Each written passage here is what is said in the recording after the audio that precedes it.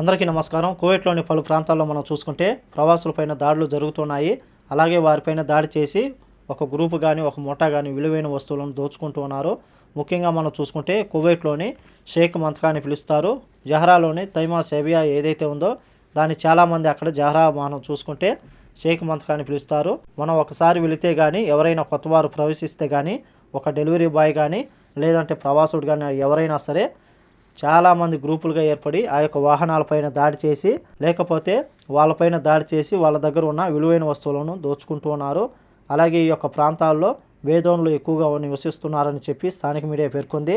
Jahra ప్రాంతంలో పనిచేసే ఎవరైతే ఉన్నారో వాళ్ళ దగ్గరికి తైమా సేబియా ఏరియా గురించి తెలిసే ఉంటుంది. అలాగే జహరాలోని అన్ని ప్రాంతాల్లో ఈజీగా వెళ్ళొచ్చు, కానీ ఈ యొక్క సేబియా ఏరియా ఏదైతే ఉందో ఆ యొక్క ఏరియాలోకి డ్యూటీలో పోవాలంటే డ్రైవర్లు భయపడుతూ ఉన్నారు.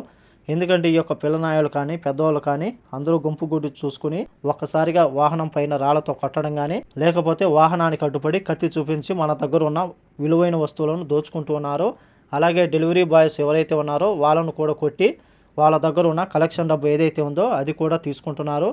కాబట్టి ఇప్పుడు రంజాన్ మాసం వచ్చింది కాబట్టి అర్ధరాత్రి వెళితే కానీ దాడి చేసే అవకాశం ఉంది. కాబట్టి ఎవరైనా ప్రవాసులు కానీ డెలివరీ బాయ్స్ కానీ చాలా జాగ్రత్తగా ఉండాలని కోరుకుంటున్నాను. అలాగే జహరా ప్రాంతంలో నివసిస్తున్న వారు సేబియా ప్రాంతంలో ప్రస్తుతం ఎలా ఉందో కామెంట్ రూపంలో తెలియజేయాలని కోరుకుంటూ ఈ వీడియో నచ్చితే లైక్ చేయండి, షేర్ చేయండి, సబ్స్క్రైబ్ చేసుకోండి. నెక్స్ట్ వీడియోలో మళ్ళీ కలుద్దాం. జై హింద్.